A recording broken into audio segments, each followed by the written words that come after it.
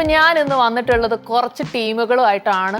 മുത്തുമണി തെൻട്രൽ ഇതിനു മുമ്പേ നമ്മുടെ ഈ ഒരു ഫ്ലോറിൽ വന്നിട്ട് സാധിക ആ ഒരു സസ്പെൻസ് പൊട്ടിച്ചിട്ടുണ്ടായിരുന്നു. ഞാനൊരു മൂവി ഡയറക്ടർ അത് എന്നെ കൊണ്ട് കരയിപ്പിച്ചിട്ടാണ് പറയാൻ വേണ്ടി പറഞ്ഞത്. വിഷമത്തോടെ സന്തോഷമുള്ള കാര്യം പറയാൻ പറഞ്ഞിട്ടായിരുന്നു ചെയ്തിട്ടുണ്ടായിരുന്നത്.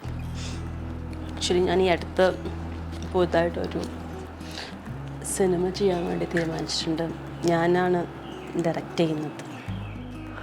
അപ്പം എനിക്ക് തോന്നുന്നു പ്രേക്ഷകർക്കൊക്കെ ഇഷ്ടപ്പെടുമെന്ന് വിചാരിക്കുന്നു. അപ്പം നമ്മളൊക്കെ കാണുക, കണ്ടിട്ട് അഭിപ്രായം പറയും. നമ്മളൊരു കാര്യം ചെയ്യുമ്പം നമ്മളറിയാവുന്ന നമ്മുടെ കൂടെ നിൽക്കുന്ന ആൾക്കാർക്ക് അവരെ കൂടെ കൂട്ടുക എന്നുള്ളതാണ്. ടീം വർക്കാണ്. ടീം വർക്കിലെ സിനിമ വിജയിക്കൂ. ചെറിയ ചെറിയ സിനിമ വിജയിച്ച് പോകണമെങ്കിൽ വലിയ വലിയ സിനിമകൾ ഉണ്ടായാൽ മാത്രമേ, അല്ലെങ്കിൽ അത്തരം ഗ്രൂപ്പുകൾ ഉണ്ടായാൽ മാത്രമേ നമുക്ക് ഇൻഡസ്ട്രി നിലനിർത്തി പോകാൻ പറ്റുള്ളൂ. ഇപ്പം നമുക്ക് എത്രയോ പ്രൊഡക്ഷൻ ഹൗസ്, അവരുടെ പ്രൊഡക്ഷൻ ഹൗസ് ത്രൂ പുതിയ പുതിയ ആൾക്കാർക്ക് അവസരം കൊടുക്കുന്നുണ്ട്. എനിക്ക് എൻ്റെ അഭിനയം കാണാൻ ഭയങ്കര വൃത്തികേട് തോന്നുന്നു. ഞാനതിനെ താഴത്ത് എഴുതുകയും ചെയ്തു. ഈശ്വരത്തൊക്കെ കാണുമ്പോൾ എനിക്ക് ആ കരച്ചിൽ വരുന്നു. പഴശ്ശിരാജ ലിപ്പ് നോക്കി പിടിക്കുന്ന എന്റെ കഴിവ്. എന്റെ ചെവി കേൾക്കാതെ നിങ്ങളെ കുറ്റം പറയരുത്. എല്ലാം സിനിമയിൽ മാത്രം കാസ്റ്റിംഗ് കൗച്ച്, സിനിമയിൽ മാത്രം സിനിമ എന്ന് പറയുമ്പോൾ സിനിമയിൽ മാത്രമല്ല, സിനിമത്തെ ആൾക്കാർ മാത്രമല്ല, ലോകത്ത് എവിടെയൊക്കെ ആൾക്കാരുണ്ടോ അവർക്കൊക്കെ ആവശ്യങ്ങളുണ്ടെങ്കിൽ അവർ ചോദിക്കുന്നുണ്ടെന്നേ പറയാൻ ഉദ്ദേശിച്ചുള്ളൂ. നമുക്ക് നോ പറയേണ്ടത് നമ്മൾ നോ പറയുക. അത് എന്ത് കാര്യം ആയിക്കോട്ടെ, എന്ത് വർക്ക് ആയിക്കോട്ടെ, എന്ത് റിലേറ്റഡ് കാര്യം. അപ്പം ഞാൻ നേരത്തെ ഇപ്പം ഇവരൊക്കെ ഇരിക്കുമ്പോഴാണ് ഞാൻ പറഞ്ഞത് അടുത്ത സിനിമയിൽ ഇവരെ വെച്ചില്ല എന്ന് വരും, പറയാൻ പറ്റില്ല. അപ്പം എവിടെയാണോ TRP കിട്ടുന്നത്, കാരണം അവർക്കും സ്പോൺസേഴ്സും വേണം, എല്ലാ ആൾക്കാരും അവരൊക്കെ ജീവിക്കണ്ടേ, അവരതിനുള്ള വഴി നോക്കുന്നു, അത്രയേ ഉള്ളൂ. അപ്പം അവർ നമ്മൾ കാരണം അവർ ജീവിക്കുന്നു, സന്തോഷം. സെല്ലിലോഡിന്റെ ഭാഗം ഒരു ചെറിയ സമ്മാനമാണ്.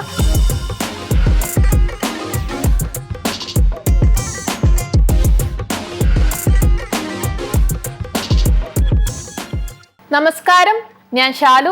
സെല്ലിലോഡ് ന്യൂ ചാറ്റ് ഷോയിലേക്ക് എല്ലാവർക്കും സ്വാഗതം. അപ്പം ഞാൻ ഇന്ന് വന്നിട്ടുള്ളത് കുറച്ച് ടീമുകളുമായിട്ടാണ്.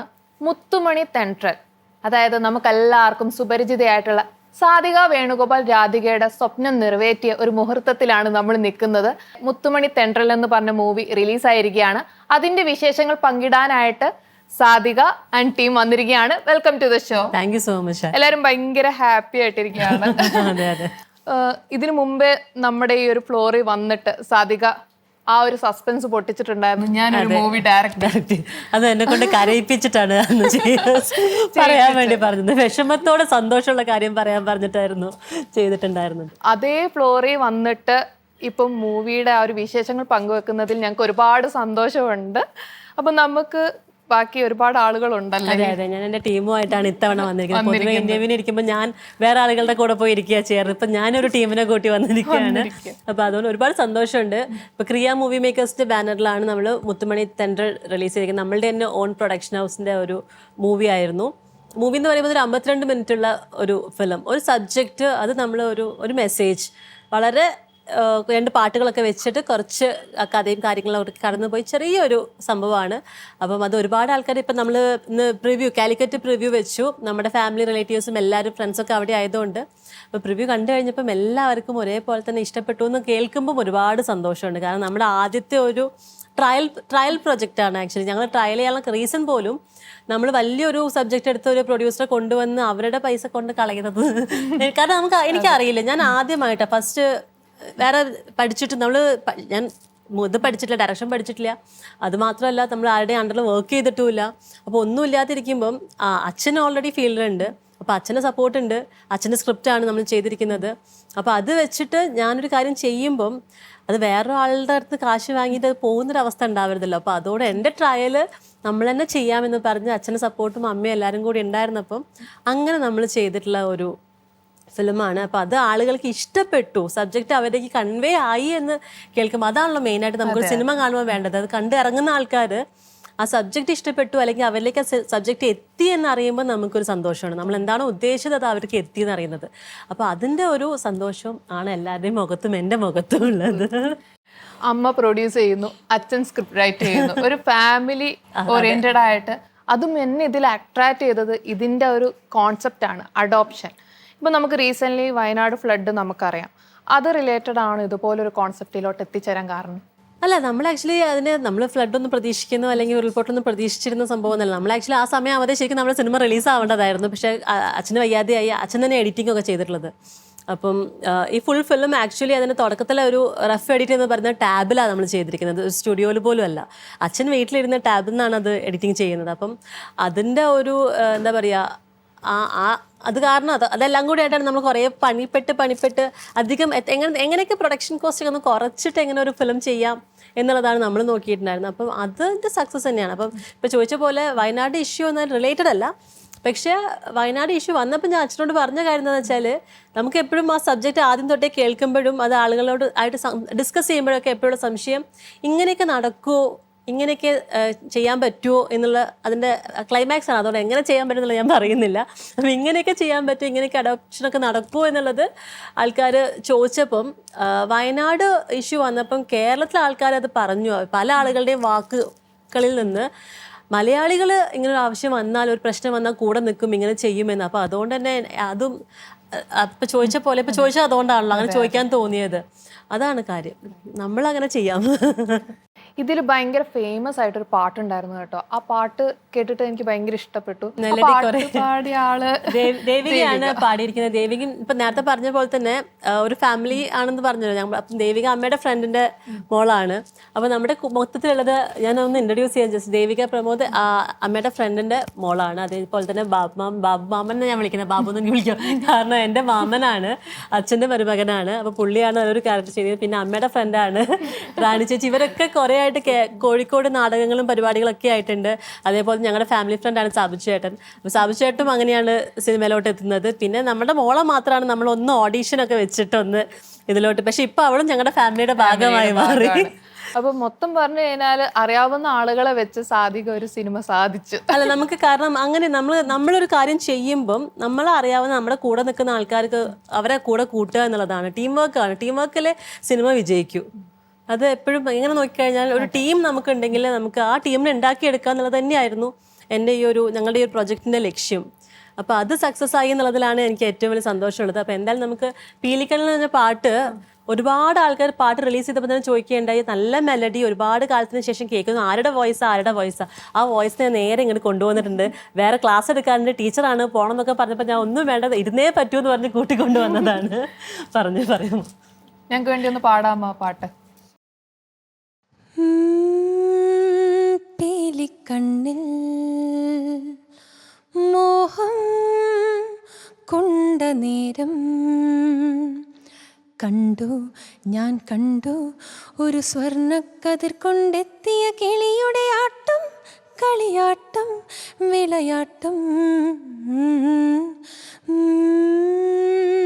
പീലിക്കണ്ണിൽ. അടിപൊളി, ശരിക്കും നല്ല ശബ്ദം കേട്ടോ, അടിപൊളി. ഇനിയും ഉയരങ്ങളിൽ എത്തട്ടെ. ഇതൊരു തുടക്കമാണ്, ഇനി അതിനേക്കാൾ വലിയ ഉയരങ്ങളിൽ എത്തും. കാരണം ഒരുപാട് വോയിസ് അന്വേഷിക്കുന്ന ഒരുപാട് മ്യൂസിക് ഡയറക്ടേഴ്സ് ഒക്കെ ഉണ്ട്. അപ്പൊ അതുകൊണ്ടാണ് ഞാൻ പറഞ്ഞത് ദേവിക്ക് എന്തായാലും ഇരുന്നേ പറ്റൂ, ക്ലാസ് കുറച്ച് കഴിഞ്ഞിട്ട് ഒന്ന് എന്തെങ്കിലും ചെയ്യാൻ പറ്റുന്നൊക്കെ ചോദിച്ചിട്ട് അങ്ങനെ പാടുന്നത്. ഫിലിമിന് വേണ്ടിയിട്ട് ആദ്യമായിട്ടാണ്. വേറെ റിയാലിറ്റി ഷോസിലൊക്കെ ഒന്ന് ട്രൈ ചെയ്തോടായിരുന്നു? റിയാലിറ്റി ഷോ ആയിട്ടില്ല. ക്ലാസ്സസ് എടുക്കുന്നുണ്ട് ആള്, സ്റ്റുഡൻസും കാര്യങ്ങളൊക്കെ ഉള്ള ടീച്ചറാണ്. പറഞ്ഞാലേ അറിയുള്ളൂ. മ്യൂസിക് ടീച്ചറാണോ? അതെ, ഞാൻ മ്യൂസിക് ടീച്ചറാണ്. ഞാൻ MA മ്യൂസിക് ചെയ്തു. അത് കഴിഞ്ഞ് ഇപ്പം ഞാൻ RTM അക്കാഡമി, ചിത്ര ചേച്ചി, സോനു നിഗം അവരൊക്കെയാണ് അതിൻ്റെ ചീഫ് ഹെഡ്സ്. അപ്പോൾ അവിടെ ആ അക്കാഡമിയിൽ വർക്ക് ചെയ്യാണ്. അത് ഓൺലൈൻ ടീച്ചിങ് ആണ്, അപ്പോൾ വർക്ക് ഫ്രം ഹോം ആണ്. അതുകൊണ്ടാണ് ഇപ്പോൾ അവിടെ നിൽക്കാൻ പറ്റുന്നത്. അപ്പോൾ ഇൻ്റർവ്യൂ ഉള്ളതുകൊണ്ട് ഞാനിപ്പോൾ ആ ക്ലാസ് സിമ്പിളായിട്ടൊന്ന് ക്യാൻസൽ ചെയ്ത് വന്നിരിക്കും. ഓക്കെ, ഇപ്പം നമ്മുടെ കുട്ടിയോട് വിശേഷങ്ങൾ ചോദിച്ചാലോ? മുത്തുമണി തെൻട്രൽ തന്നെയാണ് സിനിമയുടെ പേര് അല്ലേ? ഇപ്പം മുത്തുമണിയുടെ വിശേഷങ്ങളൊക്കെ ഒന്ന് പറഞ്ഞാട്ടെ. ആദ്യമായിട്ടാണോ സിനിമ ചെയ്യുന്നത്? ആദ്യമായിട്ടാണ്. ഭയങ്കര നാണാണോ? അവൾക്ക് നാണോ? അവൾ ആദ്യമായിട്ട് ഇന്റർവ്യൂ അറ്റൻഡ് ചെയ്യുന്നതിന്റെ കുറച്ച്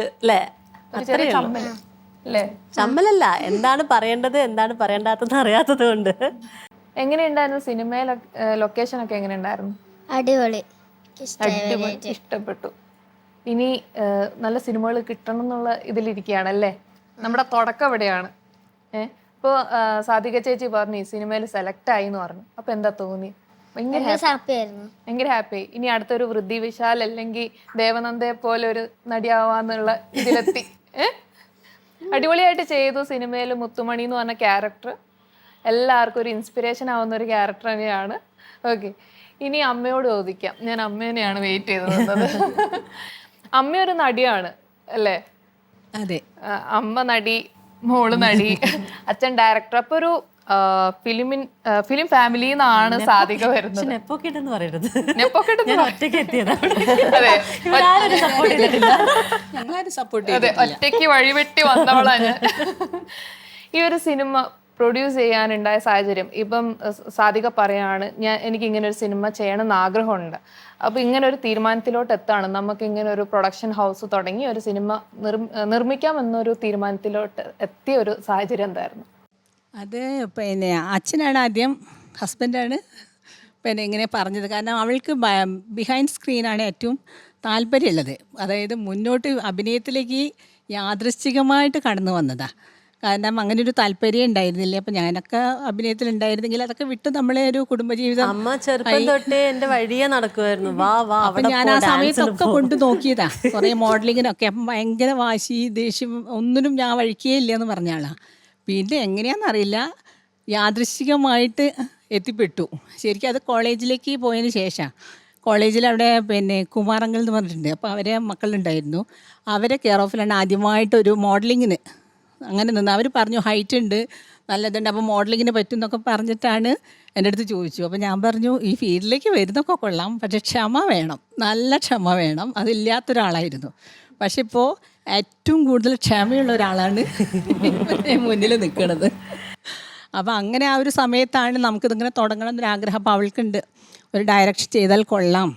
അങ്ങനെ യാദൃശ്ചികമായിട്ട് ഒരു ദിവസം വന്നിട്ട് എൻ്റെ അടുത്ത് വന്നിട്ട് ഞങ്ങളുടെ അടുത്ത് വന്നിട്ട് പറഞ്ഞു, പിന്നെ ഒരു ആൽബം, ഒരു കവർ സോങ് പെട്ടെന്ന് അവർ പോയത് അഭിനയിക്കാനൊക്കെ പോയതാണ്. അപ്പോൾ അവർ പറഞ്ഞു പിന്നെ സാധിക അത് ഇങ്ങനെ ഓരോരോ നമ്മൾ സജഷൻസ് ഒക്കെ പറയുമല്ലോ, അതുപോലെ പറഞ്ഞു തോന്നുന്നു. അപ്പോൾ അവർ പറഞ്ഞു എന്നാലും സാധിക ചെയ്യുമോ എന്ന് ചോദിച്ചു. അങ്ങനെ ഒരു കവർ സോങ് ചെയ്ത് കഴിഞ്ഞപ്പം ഞങ്ങൾക്കും തോന്നി, കാരണം അവൾ ഇതിനോടൊരു ഇൻട്രസ്റ്റ് ഉണ്ട് എന്നുള്ളതുണ്ടല്ലോ. അങ്ങനെ പിന്നെ നമുക്ക് തോന്നി, ഞങ്ങൾ സംസാരിച്ചു കൊടുത്തിങ്ങനെ, അപ്പം നമുക്ക് സ്വന്തമായിട്ടൊരു പ്രൊഡക്ഷൻ ഹൗസ് തുടങ്ങാം. അങ്ങനെയാണ് സ്റ്റാർട്ട് ചെയ്തത്, അതിലേക്ക് വന്നത് അങ്ങനെയാണ്. അപ്പോൾ ഇങ്ങനെ ഒരു ചെറിയൊരു മൂവി ചെയ്യാൻ പറ്റി. പിന്നെ അതുമല്ല, അത് പിന്നെ എല്ലാവരും ഒത്തൊരുമ, അത് ശരിക്കും പറയണം, ഒരു ഫാമിലി പോലെയായിരുന്നു ഞങ്ങൾ. എല്ലാം നമ്മളറിയുന്ന ആളുകളല്ലേ എല്ലാവരും. അതുകൊണ്ട് എല്ലാവരുടെ അടുത്തും അതിൻ്റെ ഒരു സന്തോഷം ഞാൻ ഈ സമയത്ത് പങ്കുവെക്കുകയാണ്. നന്നായിട്ടുണ്ട് എന്നാണ് എല്ലാവരും കണ്ടവരൊക്കെ പറഞ്ഞത്. പിന്നെ ചെറിയ ചെറിയ അവളുടെ ഡയറക്ഷനിലേക്ക് വന്നത് കാലെടുത്ത് വെച്ചത് ശരിക്കും അത് നല്ലൊരു നിമിത്തമാണെന്ന് പറയുന്നുണ്ട്. ഇനിയിപ്പം ദൈവം സഹായിച്ചിട്ട് ഇനിയും നമുക്ക് മുന്നോട്ട് പോകണം എന്നുണ്ട്. അപ്പോൾ അതിനുള്ളൊരു അവസരങ്ങൾ നമുക്കറിയില്ലൊക്കെ ദൈവത്തിൻ്റെ കയ്യിലാണല്ലോ എല്ലാം, എല്ലാ കാര്യങ്ങളും. അപ്പം പിന്നെ അങ്ങനെ നോക്കിയിട്ടാണെങ്കിൽ അവളെ വീണ്ടും ഇതിലേക്ക് തന്നെ കൊണ്ടുവരണം എന്നുണ്ട്.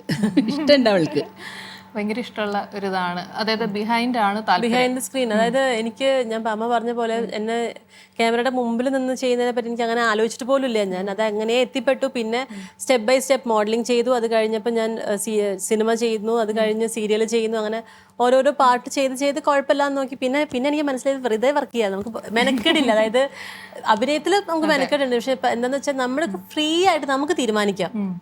നമുക്ക് എടുക്കണോ വേണ്ടേ എല്ലാം നമുക്ക് തീരുമാനിക്കാൻ ഫ്രീഡം ഉണ്ട്. നമ്മൾ വേറൊരു കോർപ്പറേറ്റ് സ്ഥലത്ത് പോയിരിക്കുമ്പോൾ ഇന്ന് പണിയെടുക്കണം എന്ന് പറയുമ്പോൾ എനിക്ക് വേണ്ട സൗകര്യം ഇല്ലാന്ന് പറയാൻ പറ്റൂലല്ലോ.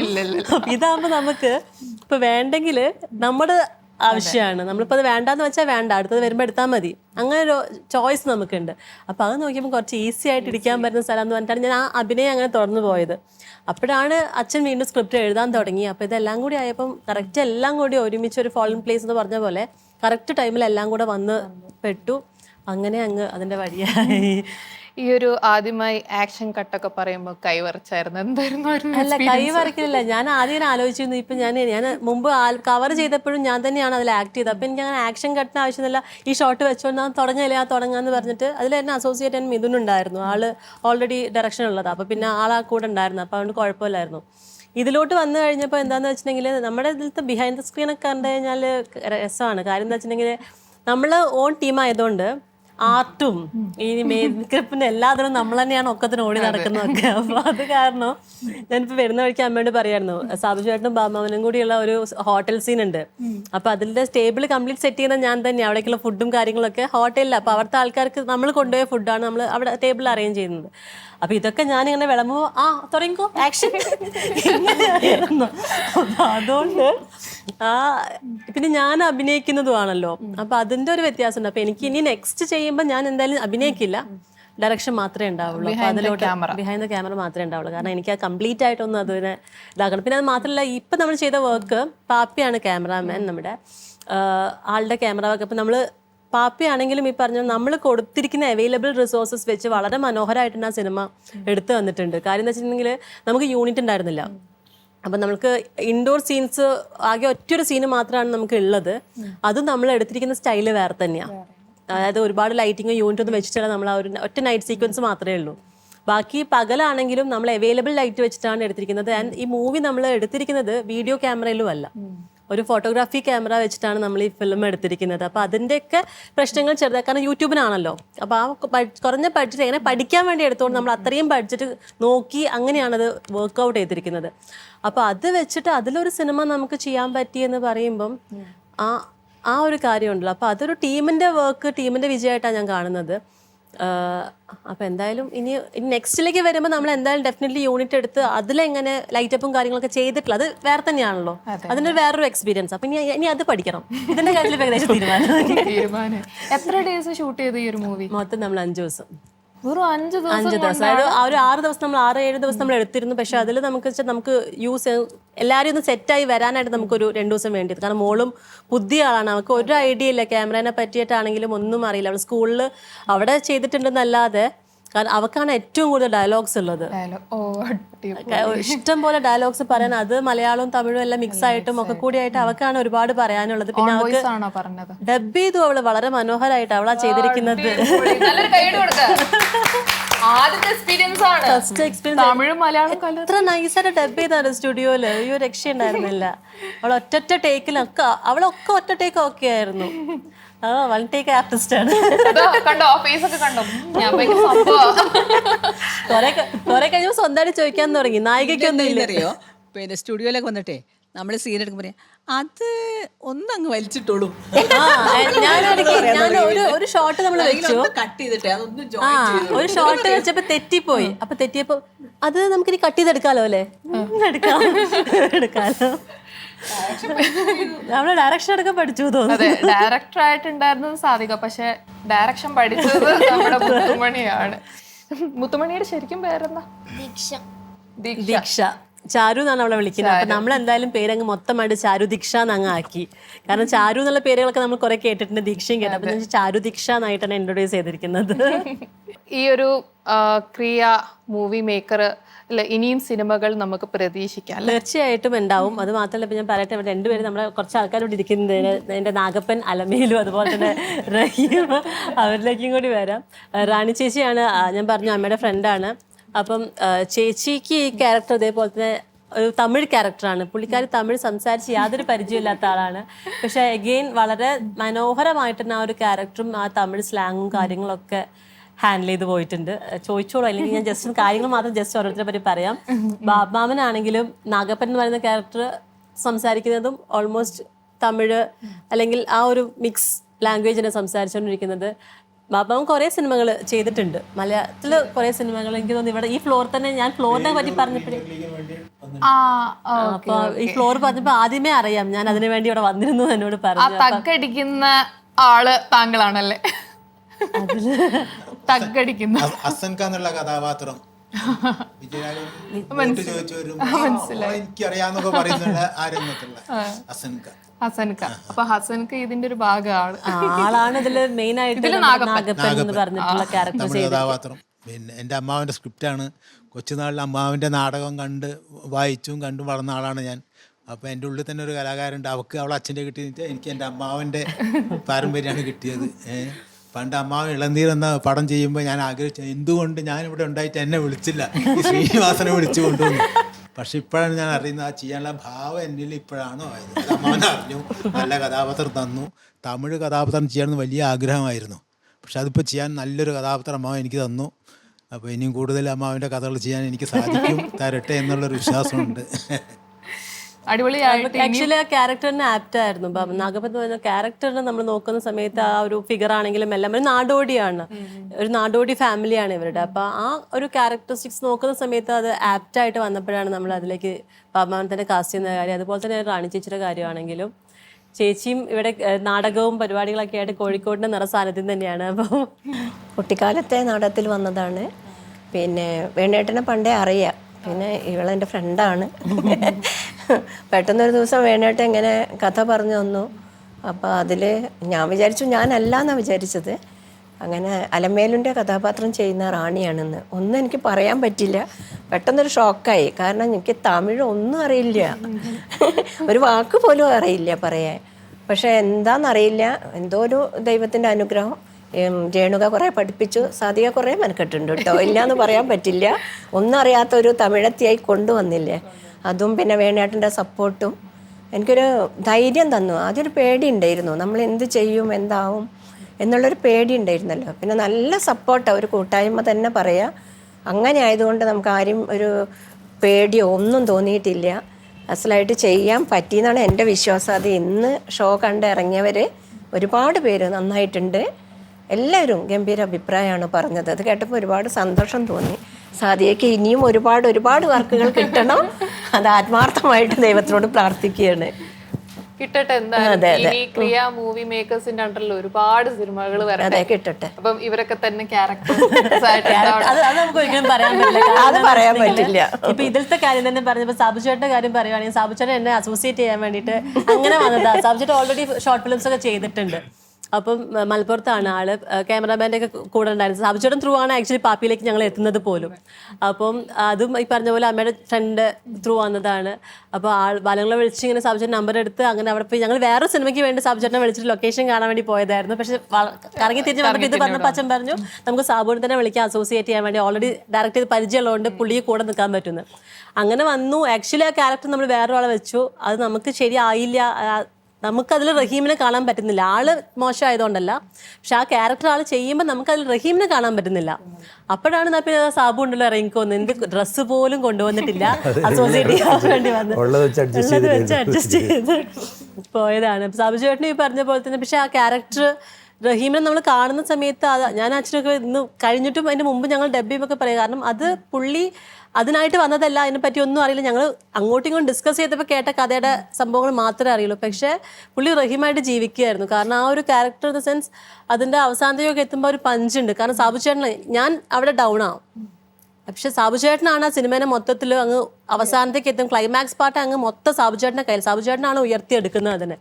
അപ്പോൾ ആ ഒരു സംഭവം അത് നമുക്ക് കിട്ടുക, ഒരു ആർട്ടിസ്റ്റിനെ നമുക്ക് എപ്പോഴും വേണ്ട അതാണല്ലോ. ഒരു ഡയറക്ടറെ സംബന്ധിച്ചിടത്തോളം എൻ്റെ കൂടെ നിൽക്കുന്ന ആൾക്കാർ ആർട്ടിസ്റ്റിൻ്റെ അടുത്ത് നമുക്കത് കിട്ടിക്കഴിഞ്ഞാൽ നമുക്ക് ആശ്വാസമാവും, കുഴപ്പമില്ല. അപ്പോൾ അത് ഇവരെല്ലാ ആൾക്കാരും തന്നതുകൊണ്ട് എനിക്ക് അങ്ങനെ ഒരു ബുദ്ധിമുട്ടോ കാര്യങ്ങളോ ഒന്നും ഉണ്ടായിരുന്നില്ല. അപ്പോൾ എപ്പോഴും പുതിയ ആൾക്കാരെ വെച്ച്, അപ്പോൾ എനിക്കത് നല്ല എക്സ്പീരിയൻസാണ്. കാരണം ഇതേ സമയത്ത് ഞാൻ ഓൾറെഡി സിനിമയിലുള്ള എസ്റ്റാബ്ലിഷ് ആയിട്ടുള്ള ആർട്ടിസ്റ്റുകളെ വെച്ചാൽ ചെയ്യുന്നതെന്ന് വെച്ചാൽ എനിക്കിത് വലിയ ഈസിയാണ്.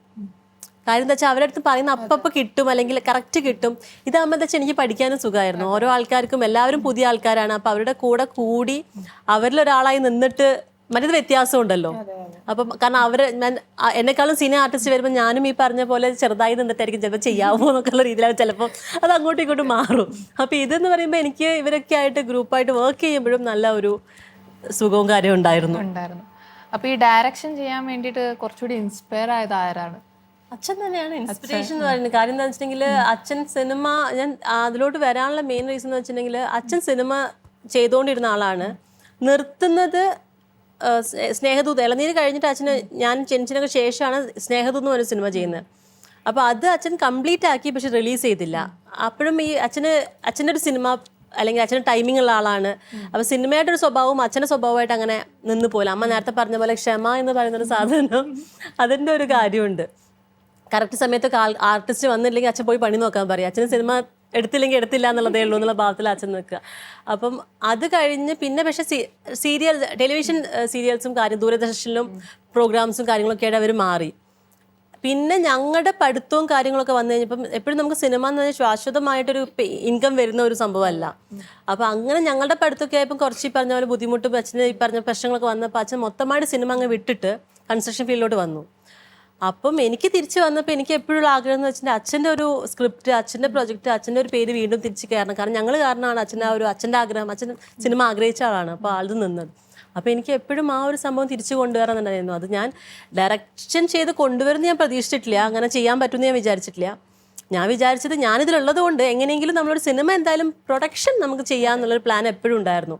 അപ്പോഴാണ് പിന്നെ അച്ഛൻ ചോദിച്ചത് അപ്പം നിനക്കന്നെ ചെയ്തു തരാം. കാരണം അച്ഛൻ ഒരു കഥയുടെ നമ്മളിതിന് മുമ്പ് ഒരു സിനിമ പ്ലാൻ ചെയ്തപ്പോൾ സിബി സാറിനോട് പറഞ്ഞു. അപ്പോൾ സിബി സാറും പറഞ്ഞു വേണു നിനക്കന്നെ ചെയ്താൽ പോരെ, കാരണം ഇപ്പോൾ പണ്ടത്തെ പോലെ നല്ല സിനിമ ചെയ്യാൻ നല്ല ഈസിയാണ്, മോണിറ്ററും ഉണ്ട് എല്ലാം ഉണ്ട്. പണ്ട് കാണാൻ പറ്റില്ലല്ലോ, ഫിലിമിലാണ് ഔട്ട് വന്നു കഴിഞ്ഞാൽ മാത്രമേ ക്യാമറാമാൻ്റെ വിശ്വാസത്തിലാണ് ഡയറക്ടേഴ്സ് സിനിമ എടുത്തുകൊണ്ടിരുന്നത്. കാരണം ക്യാമറാമാൻ ഓക്കെ പറഞ്ഞാൽ ഷോട്ട് കിട്ടി എന്നുള്ളതാണ്, നമുക്ക് കണ്ടു നോക്കാൻ പറ്റില്ല. ഇപ്പം നമുക്ക് കറക്റ്റ് മോണിറ്ററിൽ ഇരുന്നിട്ട് എന്ത് കിട്ടി കിട്ടിയില്ല എന്നൊക്കെ നമുക്ക് ഡയറക്റ്റ് കാണാൻ പറ്റും. അപ്പോൾ അന്ന് സിബി സാർ അങ്ങനെ അച്ഛനോട് പറഞ്ഞു ആ ഒരു പ്രൊജക്റ്റിൻ്റെ കാര്യം പറഞ്ഞപ്പം. അപ്പം ഇങ്ങനെ അപ്പോഴും നമ്മൾ വേറെ ആൾക്കാരെ തന്നെ തിരഞ്ഞ് വേറെ രീതിയിലൊക്കെ പോകാനിരിക്കായിരുന്നു. അപ്പോഴാണ് ഇത് വന്നപ്പോൾ അച്ഛനോട് ചോദിച്ചു അപ്പം നിനക്ക് തന്നെ ചെയ്തുകൂടെ എന്ന് ചോദിച്ചപ്പോൾ ഞാൻ ചെയ്ത് നോക്കാം. അപ്പം അച്ഛന് കോൺഫിഡൻസ് ഉണ്ട്, ഇവർക്ക് എല്ലാവർക്കും ഓക്കെ ആണെങ്കിൽ ചെയ്ത് നോക്കാം, എനിക്ക് പ്രശ്നമില്ല, ഞാൻ ഓക്കെ എന്ന് പറഞ്ഞു. അങ്ങനെ വന്നതാ. ഇപ്പൊ എനിക്ക് നല്ല കോൺഫിഡൻസ് ഉണ്ട്. അപ്പൊ ക്രിയ മൂവി മേക്കേഴ്സിൽ ഭാവിയിൽ എനിക്ക് ഒരു ചാൻസ് കേട്ടോ. അല്ല അതിന്റെ കാര്യം ഇപ്പൊ നേരത്തെ സെയിം ആൾക്കാർ ഞങ്ങളൊക്കെ കഴിഞ്ഞിട്ട് ഞങ്ങളുടെയൊക്കെ ക്യാരക്ടർ നിങ്ങൾ അഭിനയിച്ച് ഫലിപ്പിച്ചോ, ഇനി നമ്മ പുതിയ പുതിയ ആളുകൾക്ക് ചാൻസ് പുറത്തേക്കുള്ള പരിപാടിയല്ലേ.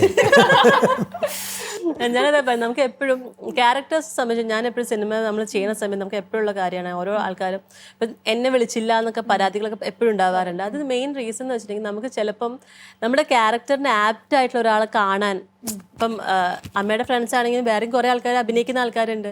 പക്ഷെ അച്ഛനീ കഥ അതിപ്പോൾ അമ്മയ്ക്ക് ചിലപ്പോൾ കുറേ ചീത്തയൊക്കെ ഉണ്ട്, എന്തുകൊണ്ട് എന്നെ വിളിച്ചില്ല, എന്തുകൊണ്ട് റാണിനെ വിളിച്ചെന്നൊക്കെ ചോദിക്കുന്നവരുണ്ടോ. എനിക്കറിയാം അത് അമ്മയാണോ ആൾ ചോദിക്കുന്നത്, എന്നോട് ചോദിക്കുന്നില്ല. പക്ഷെ എൻ്റെ അടുത്ത ആൾക്കാർ ചോദിച്ചത് മ്യൂസിക് ചെയ്യുന്ന കാര്യം പറഞ്ഞപ്പം മ്യൂസിക് നമ്മുടെ സുനിൽ ഭാസ്കർ രാജശ്രീ സ്റ്റുഡിയോ കോഴിക്കോട് എല്ലാവർക്കും അറിയുന്നതാവും.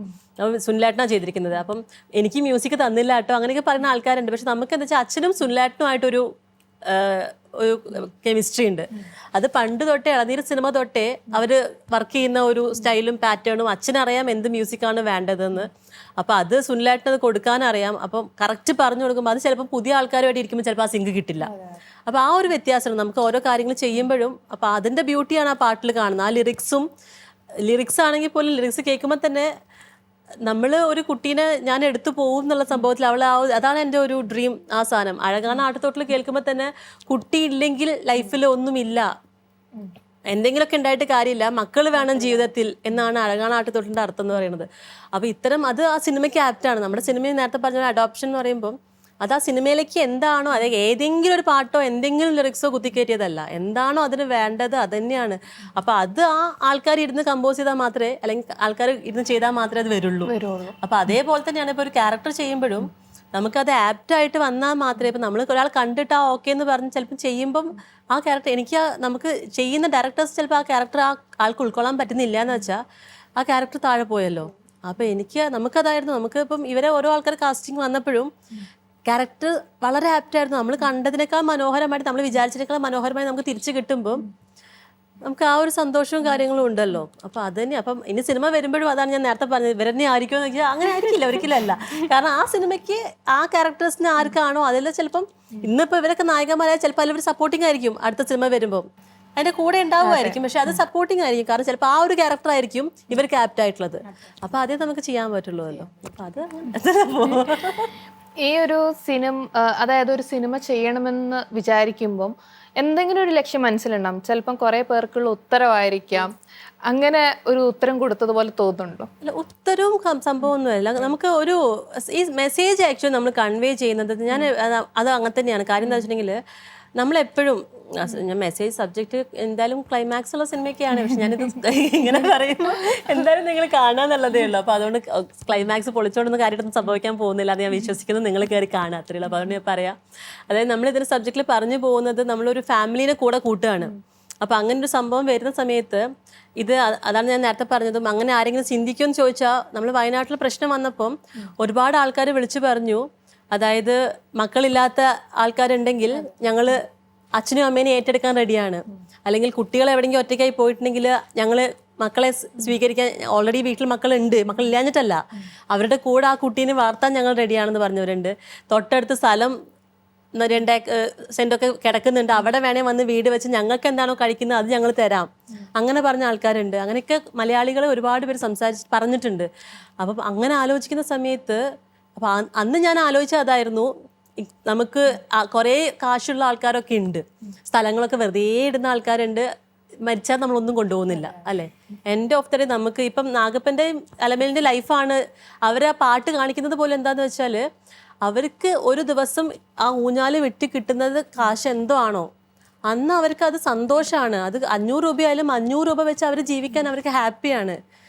ആ 500 തന്നെയാണ് ഇപ്പം റഹീമിൻ്റെയും നിമ്മിയുടെയും ലൈഫ് കാണിക്കുമ്പം അവരും അതേ ലൈഫ് സ്റ്റൈൽ ഫോളോ ചെയ്യുന്ന ആൾക്കാർ. അവർ ലക്ഷപ്രഭുക്കളാണ്, കോടികളുണ്ട്, പക്ഷെ അവർ കുട്ടികൾ ഓരോ അനാഥാലയത്തിൽ പോയി കാണുന്നുണ്ട്. ആ അനാഥാലയത്തിൽ കണ്ടിട്ട് കുട്ടീനെ ഇഷ്ടപ്പെടാഞ്ഞാലും അവർ ആ അനാഥാലയത്തിന് ഡൊണേഷൻ കൊടുക്കുന്ന ഒരു ഇതുണ്ട്. കാരണം വെച്ചാൽ അവർ അത്രയും സമയം അവരുടെ വേസ്റ്റ് ആക്കി, ആ ടൈമിന് അവർ വാല്യൂ കൊടുക്കുന്നുണ്ട്. പിന്നെ അവർ സഞ്ചരിക്കുന്ന കാർ എന്ന് വെച്ചാൽ പോഷ് മറ്റേ ഹോണ്ട സിറ്റി ബെൻസോ അല്ലെങ്കിൽ അങ്ങനത്തെ വണ്ടിയൊന്നും അല്ല, ഓടിയിലൊന്നും അല്ല അവർ ട്രാവൽ ചെയ്യുന്നത്. അവർ നോർമൽ സാധാരണക്കാർ സഞ്ചരിക്കുന്ന സാധാരണക്കാരല്ല. അപ്പോൾ അങ്ങനത്തെ ആളുകൾ ഇവിടെ ഉണ്ട്. അപ്പോൾ അത്തരം കാര്യങ്ങൾ ചെയ്യുന്ന ആൾക്കാർ ഓൾറെഡി എനിക്ക് അറിയാവുന്ന കുറേ ആൾക്കാരുണ്ട്. ഇപ്പം പുറത്തുനിന്നൊക്കെ വന്ന ഫാമിലീസിനെയൊക്കെ ഇവിടെ കൂടെ നിർത്തുന്ന, എത്രയോ വർഷങ്ങളായിട്ട് കൂടെ സ്വന്തം മക്കളെ പോലെ കൂടെ നിർത്തി അവരുടെ കല്യാണമൊക്കെ കഴിപ്പിച്ചു കൊടുത്തപ്പോൾ എനിക്ക് എൻ്റെ ഫാമിലി തന്നെ എനിക്ക് അറിയുന്ന ആൾക്കാരുണ്ട്. അപ്പോൾ അങ്ങനെയൊക്കെയുള്ള ആൾക്കാരുണ്ട്. അപ്പോൾ ആ ഒരു ടൈപ്പ് ഓഫ് സംഭവം, അപ്പോൾ അത് നമുക്ക് ചിന്തിക്കാം. അപ്പോൾ അങ്ങനെ കുറച്ച് ആൾക്കാർ ചിന്തിച്ചു കഴിഞ്ഞാൽ കുറേ ആൾക്കാർക്ക് ഈ പറഞ്ഞ പോലത്തെ ഒരു ജീവിതം കിട്ടും, അല്ലെങ്കിൽ അവരും ലൈഫിൽ കുറച്ചും കൂടി ഒന്ന് അവരെ നമുക്ക് പിടിച്ച് ഉയർത്താൻ പറ്റും. അപ്പോൾ ആ ഒരു മെസ്സേജ് ആളുകളിലേക്ക് എത്തിക്കുക എന്നുള്ളത് മാത്രമേ ഞാൻ ആലോചിച്ചിട്ടുള്ളൂ. അപ്പം ഇങ്ങനെ ഒരു പ്രൊഡക്ഷൻ കമ്പനി തുടങ്ങിയതിൻ്റെ പിന്നിൽ ഇപ്പം നമുക്ക് എല്ലാവർക്കും അറിയാം, ഫിലിം ഫീൽഡിൽ കാസ്റ്റിംഗ് കൗച്ച് എന്ന് പറയുന്ന സംഭവമുണ്ട്.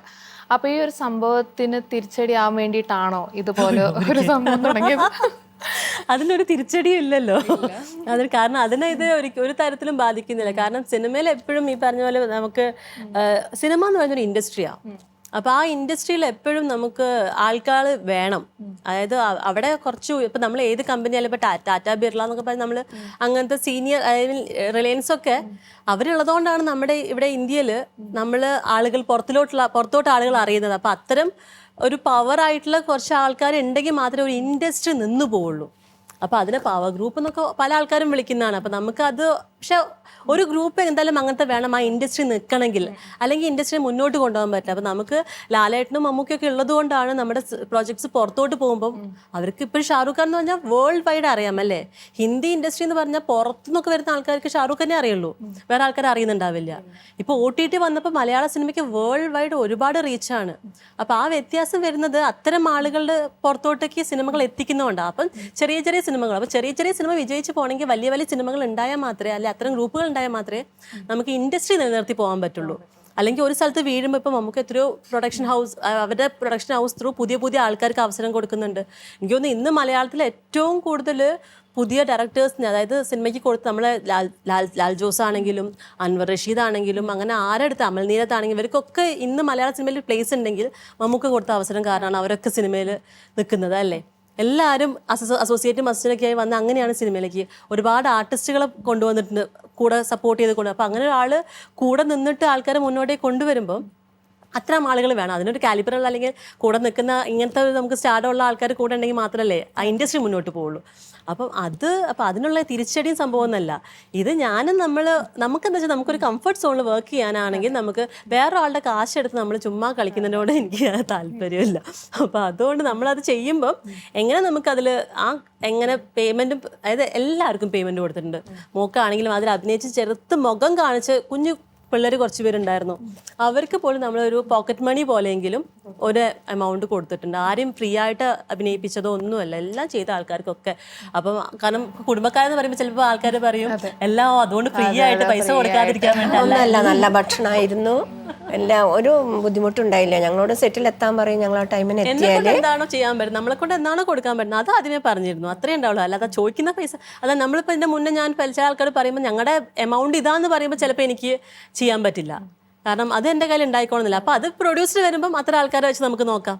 അപ്പോൾ അങ്ങനെ അത്രേ ചിന്തിച്ചിട്ടുള്ളൂ, അല്ലാതെ വേറെ ആൾക്കാർക്കുള്ള ഒരു സംഭവം ഒന്നും അങ്ങനെയൊന്നുമില്ല. ഇനി ഭാവിയിലെ ഒരു മമ്മൂക്കയാവോ, എല്ലാവർക്കും അവസരം കൊടുക്കുന്ന മാതൃകയാവുന്ന? ഇല്ല, അച്ഛനും മമ്മൂക്കി ഇവരൊക്കെ എല്ലാവരും ഒരുമിച്ച്, ശ്രീനിച്ചേട്ടനും ഒക്കെ ആണെങ്കിൽ അവരൊക്കെ ഒരുമിച്ച് മദ്രാസിൽ ഒരുമിച്ചുണ്ടായിരുന്ന ആൾക്കാരാണ്. അപ്പം എന്നെയൊക്കെ സംബന്ധിച്ചോളം ഇവരൊക്കെ അച്ഛന് എല്ലാവരും, എനിക്ക് ഇൻഡസ്ട്രിയിലെ ഓൾമോസ്റ്റ് എല്ലാ ആൾക്കാരും, സീനിയർ മോസ്റ്റ് ആൾക്കാർ എല്ലാവരും എനിക്ക് പരിചയമുള്ളതാണ്. അച്ഛനെ പറഞ്ഞു കഴിഞ്ഞാൽ എല്ലാവരും അച്ഛൻ്റെ മോളെന്ന് പറഞ്ഞിട്ടാണ് എവിടെയെങ്കിലും സെറ്റിലൊക്കെ പോകുമ്പോൾ വേണുവിൻ്റെ മോളല്ലേ എന്നുള്ളത്, അല്ലെങ്കിൽ രേണുവിൻ്റെ മോളല്ലേ എന്നുള്ളതാണ് എനിക്ക് എപ്പോഴും ഉണ്ടാവാറുള്ള ഒരു വെൽക്കം അവരുടെ ഭാഗത്തുനിന്ന്. അപ്പോൾ ആ ഒരു സംഭവം. പിന്നെ ഇപ്പം നേരത്തെ ഡയറക്ഷൻ്റെ കാര്യം ചോദിച്ചപ്പോൾ തന്നെ ഇപ്പം ഞാൻ ജോഷ് സാറൊക്കെ വർക്ക് ചെയ്യുമ്പോൾ നമ്മൾ ഓരോ ഡയറക്ടേഴ്സ് വർക്ക് ചെയ്യുമ്പോൾ നമ്മൾ കറക്റ്റ് നമ്മൾ അതിൻ്റെ കൂടെ നിന്ന് ഞാൻ കൂടുതൽ നോക്കുന്നത് അവരുടെ ഒരു സ്റ്റൈൽ ഓഫ് മേക്കിംഗ് എങ്ങനെയാണ് നമ്മൾ അവിടെ ബിഹേവ് ചെയ്യേണ്ടത് എങ്ങനെയാണ്, ആ ഒരു അതാണ് ഞാൻ കൂടുതലും.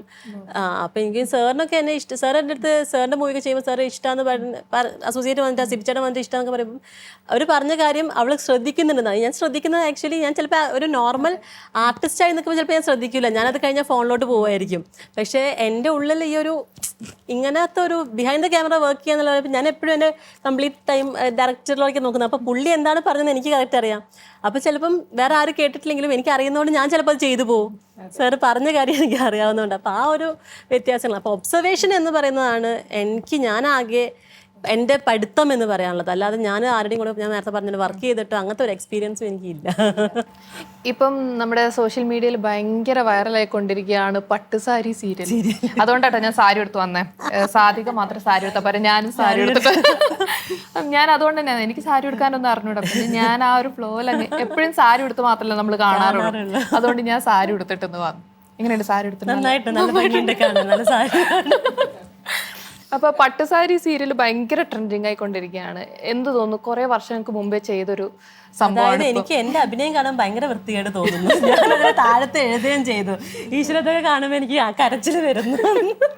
കാരണം ഞാൻ ഓരോ ആൾക്കാരും അങ്ങനെ പഠിച്ച് ഞാൻ ഇപ്പോഴും അഭിനയം അങ്ങ് എത്തിച്ചു എന്നല്ല പറയുന്നത്, പക്ഷെ അതിനേക്കാളും ബെറ്ററാണ്, അതിനേക്കാളും ബെറ്ററായി അഭിനയിക്കുന്നുണ്ട്. അപ്പൊ അന്ന് കാണുമ്പോൾ എന്റെ നോട്ടൊക്കെ കാണുമ്പോൾ ഞാൻ ആലോചിക്കുകയായിരുന്നു, അയ്യോ ശോകം.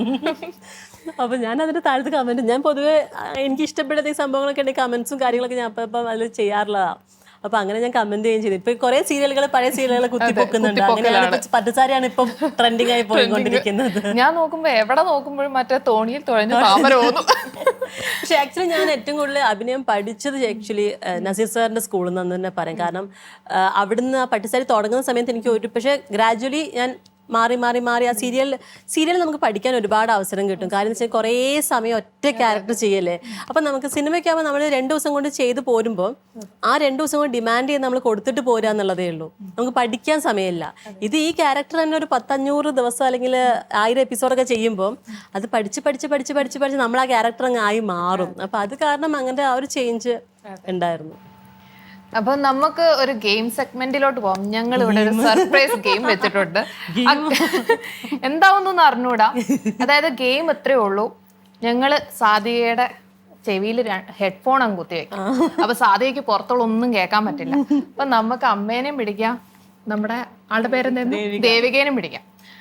അപ്പൊ ഇവര് രണ്ടുപേർക്കും നമ്മള് ഒരു ബൗളിൽ കുറച്ച് പേരുകൾ കൊടുക്കും. അപ്പൊ നിങ്ങൾ ഓരോ ചാൻസാണ്. ആദ്യം അമ്മയാണെങ്കിൽ പിന്നെ ദേവിക. അപ്പൊ നിങ്ങൾ ഓരോരുത്തർ പേപ്പർ തുറന്നിട്ട് എന്താണോ അത് പറയാ, അത് സാധിക കറക്റ്റായിട്ട് വായിക്കണം. ഇതാണ് ഗെയിം. ഇത് ഒരുപാട് നിങ്ങൾ കണ്ടിട്ടുണ്ടാവും, പക്ഷെ സാധികയുടെ ഉത്തരത്തിലാണ് കാര്യം ഇരിക്കുന്നത്. അപ്പൊ നമുക്ക് ഗെയിം സെഗ്മെന്റിൽ അല്ല പറയാം, ആക്ഷൻ കാണിക്കണ്ട, പറഞ്ഞാൽ മതി. എനിക്ക് കേൾക്കാൻ പറ്റില്ല. ചേച്ചി ഇത് കണ്ടുപിടിക്കണം. അതായത് ബൗളിന്ന് എടുക്കുന്നു, എടുത്തിട്ട് ആ ഒരു ഇത് നിങ്ങൾ ക്യാമറയെ കാണിക്കുന്നു. വേർഡാണ് അത് പറയാ. അപ്പൊ ആൾക്ക് പറയാൻ പറ്റൂല്ലോ നോക്കാം. വളരെ പറയാതിരിക്കാനാണ് ഞങ്ങൾ ശ്രമിക്കേണ്ടത്. മാക്സിമം ലൗഡ് പറഞ്ഞോ, ആൾക്ക് കേക്കില്ല. അപ്പൊ നമുക്ക് എങ്ങനെ സ്റ്റാർട്ട് ചെയ്യാം? നല്ല രീതിക്ക് പാട്ട് ആസ്വദിച്ചോണ്ടിരിക്കുകയാണ്, ഒന്നും കേൾക്കൂല. അപ്പൊ ആദ്യം നമുക്ക് അമ്മയ്ക്ക് കൊടുക്കാം. ഇതൊന്നൊന്ന് സെലക്ട് ചെയ്തോ. ക്യാമറ കാണിച്ചു കേട്ടോ, ആള് കാണണ്ട.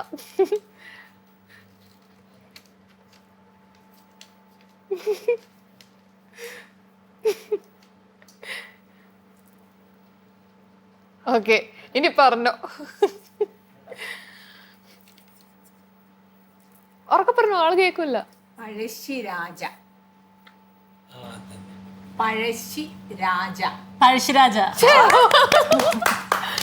അത് ചീറ്റിപ്പോയി. കുഴപ്പമില്ല, ഇതിലും നല്ലത് കയ്യിലുണ്ട്. അതെ.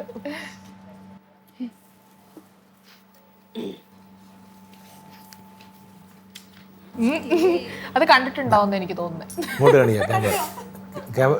ഇവിടെ ക്യാമറ ഉണ്ട്.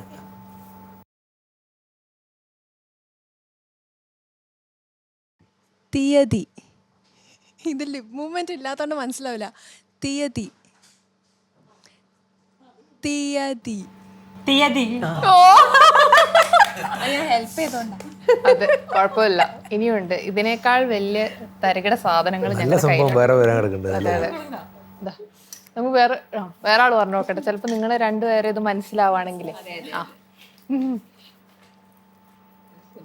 വായിക്കാൻ പറ്റുന്നു. കാണുന്നുണ്ട്. അയാൾ അടിക്കണ്ടല്ലേ?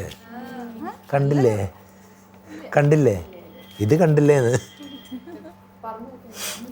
നിർമ്മാണ നിരൂപണം. സിനിമാ നിരൂപണം.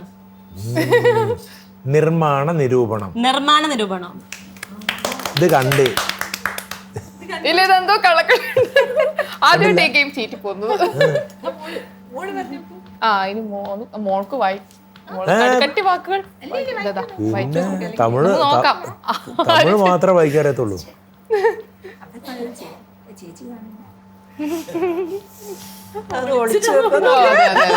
അതാണ്. അയ്യോ, എവിടുന്ന് കാണും? ഇത് ഞാൻ കാണിച്ചത്. അയ്യോ, കണ്ടില്ലേ? വായിച്ചോ. അയ്യോ അറിയില്ലേ?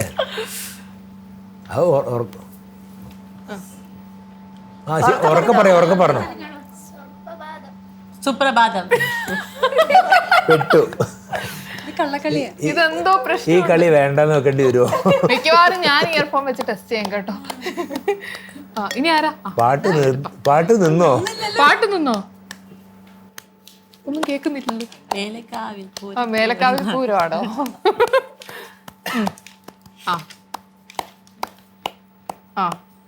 അയ്യോ, അങ്ങോട്ട് നോക്കുക. സഹായം. ഈ കളി വേണ്ട, ക്യാൻസൽ. ഈ കളി ക്യാൻസൽ. അല്ല, എന്തായാലും ഇത് എടുത്ത് ഇനി ഒരെണ്ണെങ്കിലും കിട്ടരുത്. അയാളുടെയും കൂടെ നോക്കാം. അതെ. ശരിയാക്കി തരാം.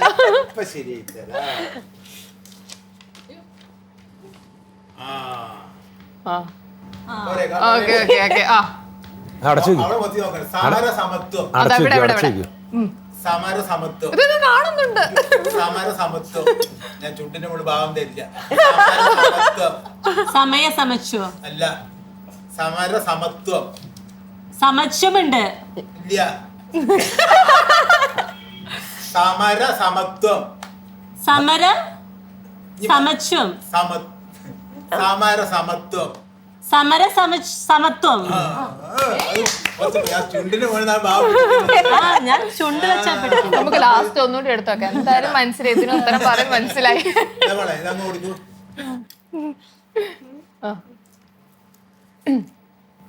അങ്ങോട്ട് നോക്ക്, ഉത്തരം വിളിക്കാം. എടുത്തോ? സാബു. ഓക്കെ.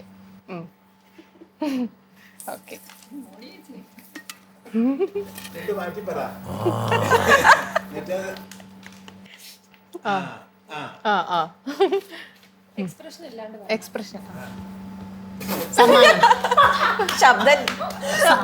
സമ്മാനം. നിർമ്മാണം.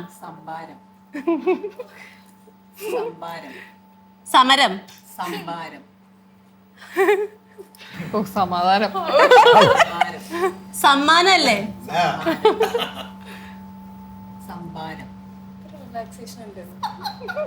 സംഭാരം.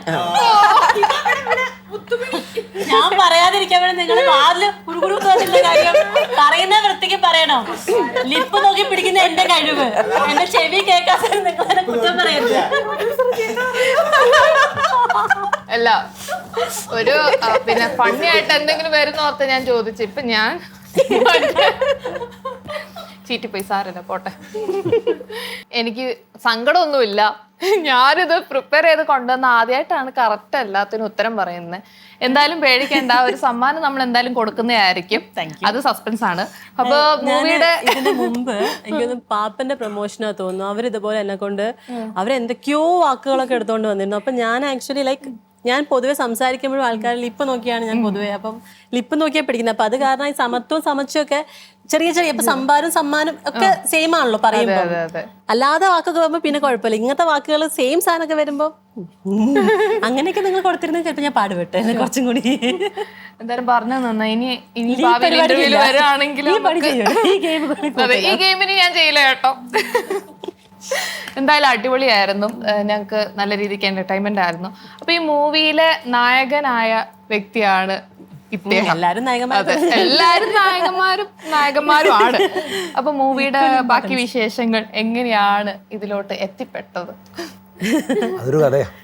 ഞാൻ പറഞ്ഞ മാതിരി ഞാൻ അസോസിയേറ്റ് ചെയ്യാൻ വേണ്ടിയിട്ടാണ് വന്നിട്ട് അന്നത്തെ ദിവസം ആദ്യത്തെ ദിവസം ഒരു വൈകുന്നേരം കുറച്ച് നേരം നമ്മുടെ നായകന് വേഷം ഉണ്ടായിരുന്നു. അത് കഴിഞ്ഞിട്ട് പിറ്റേ ദിവസം പുള്ളി വന്നു അഭിനയിച്ച് കഴിഞ്ഞ് ഉച്ചയ്ക്ക് ലഞ്ച് ബ്രേക്കിൻ്റെ സമയത്ത് സാദിഖ് ഓടി വന്നിട്ട് പറഞ്ഞു, സാബു ചേട്ടാ എനിക്ക് പുള്ളീൻ്റെ അടുത്ത് അതൊന്നും ശരിയായി കിട്ടുന്നില്ല. അപ്പോൾ ഞാൻ ചോദിച്ചു ഇനിയിപ്പോൾ എന്താ ചെയ്യുക, വേറെ ആരെങ്കിലും നോക്കണ്ടേ എന്ന് ചോദിച്ചു. സാബു ചേട്ടൻ അഭിനയിക്കുക ചോദിച്ചു. അപ്പോൾ ഞാൻ പറഞ്ഞു തീർച്ചയായിട്ടും ഞാൻ അഭിനയിക്കാറുണ്ട്, പക്ഷെ പുള്ളി അങ്ങനെ ഒഴിവാക്കി എങ്ങനെയാണ്, അത് കുഴപ്പമില്ല ഞാൻ പറഞ്ഞോളാം പറഞ്ഞു. പോയി അകത്ത് പോയി തിരിച്ചു വന്നിട്ട് പറഞ്ഞു സാബു ചേട്ടൻ റെഡി ആക്കുമെന്ന് പറഞ്ഞു. അങ്ങനെയാണ് ഞാൻ അഭിനയിച്ച് തുടങ്ങുന്നത്. ഞാൻ നേരത്തെ ഷോർട്ട് ഫിലിമുകൾ അഭിനയിച്ചിട്ടുണ്ട്, കുറേ ചെറുപ്പം മുതൽക്ക് നാടകങ്ങളൊക്കെ അഭിനയിച്ചു, കോഴിക്കോടൊക്കെ ഒരുപാട് നാടകങ്ങൾ ചെയ്തിട്ടില്ല. അപ്പോൾ ഇത് ഉള്ളിൽ കിടക്കുന്നുണ്ട്, അഭിനയിക്കാൻ വേണ്ടിയിട്ട് കുറേ തെണ്ടി നടന്നതാണ്. ആ സമയത്തൊന്നും കിട്ടിയില്ല, ഇപ്പോഴാണ് അവസരം വന്നത്. ഞാൻ സത്യത്തിൽ ഉള്ള ജോലി സിനിമ കണ്ടപ്പോൾ എൻ്റെ അടുത്ത് പറഞ്ഞത് അതാണ്, അതായത് അഭിനയിക്കാൻ വന്നിരുന്നെങ്കിൽ ഞാൻ ഫുൾ ദയ്യൊക്കെ ചെയ്ത് സെറ്റാക്കി വന്നേനെ. മറ്റേത് കുറച്ച് പ്രായം, ഞാൻ പറഞ്ഞു ഇവൻ്റെ പ്രായത്തിന് കറക്റ്റാണ്. രസം എന്ന് വെച്ചിട്ടുണ്ടെങ്കിൽ അവിടെ ഇവിടെയും കുറച്ച് നേരെയൊക്കെ കാണുന്നുണ്ട്. അത് കഴിഞ്ഞിട്ട് അടുത്ത ഷെഡ്യൂളിൽ വരുമ്പോൾ അത് അതേമാതിരി തന്നെ നിൽക്കണ്ടേ, വലിയ ബുദ്ധിമുട്ടായിരുന്നു. അതേമാതിരി കണ്ടിന്യൂ ചെയ്ത് പോകാമെന്ന് പറയുമ്പോൾ ഫുള്ള് കറപ്പിക്കാനും പറ്റില്ല, അതായത് കണ്ടിന്യൂഷൻ അതേമാതിരി കിട്ടും വേണ്ടേ, അതിൻ്റെ ഒരു ബുദ്ധിമുട്ടായിരുന്നു. അപ്പോൾ അത് പിന്നെ ഞാനിത് അസോസിയേറ്റ് ആയിട്ട് പോകുന്ന സമയത്ത് ഞാൻ വിചാരിച്ചു ഞാൻ നല്ല മെനക്കെടേണ്ടി വരും എന്ന് ചോദിച്ചു. പക്ഷെ ഒന്നും ഉണ്ടായില്ല, നല്ല ഗംഭീരമായിട്ട് ഡയറക്റ്റ് ചെയ്യുന്ന ആളെ സാധിക്കുക, ഒരു ടെൻഷനും ഇല്ലാണ്ട് അഭിനയിക്കാൻ പറ്റി, മീൻസ് ചെയ്യാൻ പറ്റുന്നുണ്ട്. പിന്നെ എല്ലാവരും അത്യാവശ്യം നല്ല സപ്പോർട്ടീവും കാര്യങ്ങളൊക്കെ ആയിരുന്നു, കുഴപ്പമുണ്ടായിരുന്നില്ല. എല്ലാവരും പറഞ്ഞ മാതിരി നേരത്തെ ചേച്ചി പറഞ്ഞിരുന്നു ഭക്ഷണത്തിൻ്റെ കാര്യമൊക്കെ. ഭക്ഷണം ഓരോരുത്തർ പണ്ട് ഈ സിനിമേൻ്റെ ഫീൽഡിൽ പോയി കഴിഞ്ഞാൽ ഓരോ കാറ്റഗറിയിൽ വേറെ വേറെ ഭക്ഷണം, ഇതൊന്നുമില്ല, എല്ലാവർക്കും ഒരേ രീതിയിലുള്ള നല്ല സ്റ്റാൻഡേർഡ് ഭക്ഷണവും കാര്യങ്ങളൊക്കെ സെറ്റ് ചെയ്തിട്ടായിരുന്നു പോയിട്ടുണ്ടായിരുന്നത്. അത് എടുത്തു പറയേണ്ട ഒരു കാര്യമാണ്. നമ്മൾ ആദ്യം തീരുമാനിച്ചൊരു കാര്യം, റൂമിൻ്റെ കാര്യത്തിലോ ഭക്ഷണത്തിൻ്റെ കാര്യത്തിലോ ഒരു കാറ്റഗറിയിൽ കോംപ്രമൈസ് വെച്ചാൽ നല്ല ഭക്ഷണവും നല്ല റൂമും. അത് എപ്പോഴും ആർട്ടിസ്റ്റുകൾക്ക് വർക്ക് ചെയ്യുന്ന ആൾക്കാർക്കാണെങ്കിലും ആദ്യം വേണ്ടത് അവരുടെ കംഫർട്ടാണ്. അത് കൊടുത്തു കഴിഞ്ഞാൽ അവർ നമുക്ക് തന്നാലെ തിരിച്ചിങ്ങോട്ട് അവർക്ക് തരാളെ തന്നോളും. അത് കൊടുക്കാതിരിക്കുമ്പോഴാണ് എപ്പോഴും അത് കിട്ടിയില്ല ഇത് കിട്ടില്ല, പിന്നെ നമ്മളെന്താ തിരിച്ചു കൊടുക്കേണ്ടത്, നമ്മൾ അങ്ങോട്ട് കൊടുക്കാൻ തുടങ്ങി നമ്മുടെ അടുത്തേക്ക് ഇങ്ങോട്ട് വരും. അതുകൊണ്ട് എല്ലാ ആൾക്കാരും നമുക്ക് എന്താ ചേച്ചി വേണോ, ഓക്കെ ചെയ്യാം നമുക്ക് ചെയ്യാലോ, അതായിരുന്നു. ആ സാധനം നമ്മൾ അങ്ങോട്ട് കൊടുത്താലേ കിട്ടുള്ളൂ, അല്ല പിടിച്ചു വാങ്ങാൻ നോക്കിയാൽ നമുക്ക് കിട്ടൂല. അപ്പൊ അത് നമ്മൾ അവർക്ക് കൊടുക്കുക എന്നുള്ളതാണ്. കാറ്റഗറൈസേഷൻ ഒന്നും ഉണ്ടായിരുന്നു, എല്ലാവരും ഒരു ഗ്രൂപ്പ് ടീമായിരുന്നു. ഇനി എന്തെങ്കിലും വിശേഷങ്ങൾ ഞങ്ങളോട് പങ്കുവെക്കാനുണ്ടോ മുത്തുമണി തെൻട്രലിന്റെ? പിന്നെ ഇപ്പൊ ഇതിൽ നമുക്ക് വരാത്ത ഒരാൾ സുഭാഷ് കൃഷ്ണയാണ്. അഴകാണ ആട്ടുതൊട്ടിൽ എന്ന് പറഞ്ഞ പാട്ട് പാടിയ സുഭാഷാണ്. സുഭാഷ് അന്ന് ട്രാക്ക് പാടാൻ വേണ്ടിയിട്ടാണ് സുഭാഷ് വന്നത്.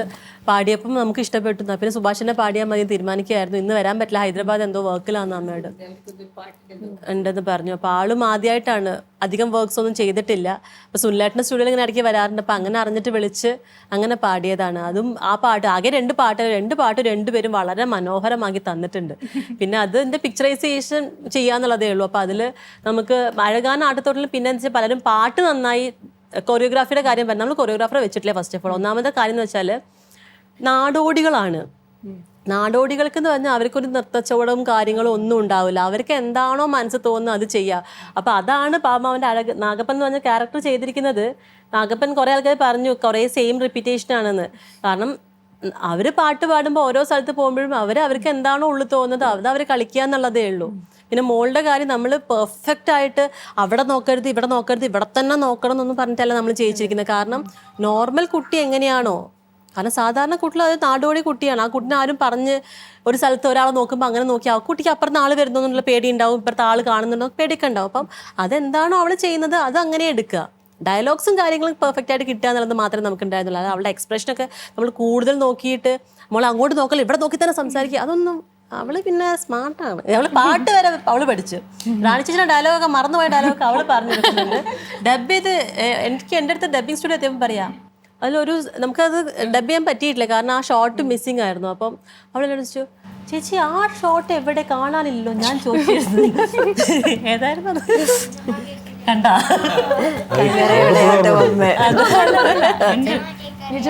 നിജമാ കേക്കറി. അതായത് ഞാൻ അവളുടെ അടുത്ത് മുത്തുമാല വാങ്ങാന്ന് പറയുമ്പോൾ ഈ മുത്തുമാല ഈ മൊത്തം ഞാൻ വാങ്ങിക്കോട്ടെ ചോദിക്കുമ്പോൾ അവള് ചോദിക്കുന്നുണ്ട് നിജമാ കേക്കറിയാ ശരിക്കും ചോദിക്കുകയാണോ എന്ന് ചോദിക്കുന്നുണ്ട്. അപ്പൊ അത് പക്ഷെ അവള് പറഞ്ഞത് നമുക്കൊക്കെ അറിയുന്നതുകൊണ്ട് അവൾക്ക് ഡബ് ചെയ്യണം. ഞാൻ പറഞ്ഞു മോളെ വെറുതെ നീ ഡബ് ചെയ്തിട്ട് എവിടെയെങ്കിലും നമുക്ക് ഷോട്ട് കിട്ടിയാൽ ഞാൻ വെച്ചോളാം. അങ്ങനെ അവളൊക്കെ ഡബ് ചെയ്യിപ്പിച്ചിട്ടുണ്ട്. അടിപൊളി. നമ്മൾ മറന്നാലും കൊച്ചല്ല അവളെല്ലാം കറക്റ്റ് ആയിട്ട് തുടക്കം മുതൽ അവസാനം വരെ അവർക്ക് ഓർമ്മയുണ്ട്. എല്ലാ കാര്യങ്ങളും അവർക്ക് കറക്റ്റ് ആയിട്ട് അറിയാം. അതെ, ഞാൻ സംഭവമാണ്. അത് ഇപ്പൊ ഫസ്റ്റ് സ്റ്റാൻഡേർഡ് എത്തിയിട്ടേ ഉള്ളൂ. ഫസ്റ്റ് സ്റ്റാൻഡേർഡിലാണോ?